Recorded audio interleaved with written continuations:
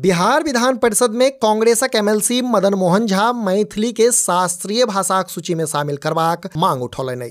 ओ अपन वक्तव्य में कहलनि जे राज्य सरकार बिहारक एकमात्र संवैधानिक भाषा मैथिली के शास्त्रीय भाषाक सूची में शामिल करबाक लेल केंद्र सरकार से सिफारिश करे।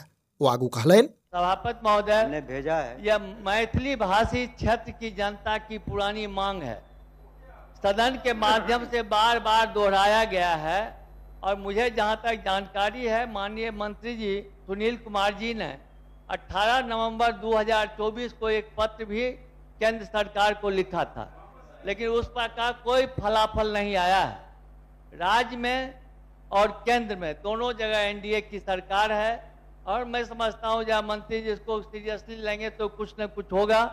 और मैं जब भी प्रधानमंत्री जी जाते हैं और माननीय मुख्यमंत्री जी मिथिला में जाते हैं तो मैथिली का 2-4 शब्द जरूर बोलते हैं। एकर जवाब में शिक्षा मंत्री सुनील कुमार कहलनि जे भारतक संविधानक 8म अनुसूची में शामिल मैथिली भाषा के शास्त्रीय भाषा घोषित करबाक लेल नवंबर 2024 में केंद्र सरकार के पत्र पठा राज्य सरकार दिस सँ अनुरोध कयल गेल अछि। हमरा लोकनि एकर लगातार फॉलोअप सेहो कऽ रहल छी।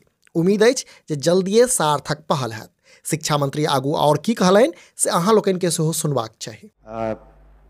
माननीय सदस्य ने ठीक ही कहा कि हमने पत्र संख्या 4677 दिनांक 18/11/2024 द्वारा श्री अमित शाह माननीय गृह मंत्री भारत सरकार नई दिल्ली को मैथिली भाषा को भारत के शास्त्रीय भाषा क्लासिकल लैंग्वेज के रूप में अधिसूचित करने का अनुरोध किया है और इसमें वहाँ पर हमारे जो सांसद हैं उनसे भी हमने अनुरोध किया है और वो उसको फॉलोअप भी कर रहे हैं और हमें उम्मीद है कि इसमें भारत सरकार भी हम लोग को हमारी बातों को सुनेगी।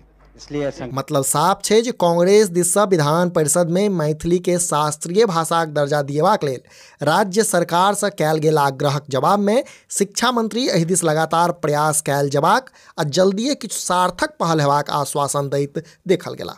अहाँ सबके की लगैया से नीचा कमेंट बॉक्स में अवश्य लिखी। अहिना समधिया देखैत रही। जो ई वीडियो फेसबुक पर देख रहल छी तो हमार सबक पेज के फॉलो करी और जो यूट्यूब पर देख रहल छी तो चैनल के सब्सक्राइब करैत जाय। वीडियो में अंत धरि बनल रहबाक लेल धन्यवाद। नमस्कार।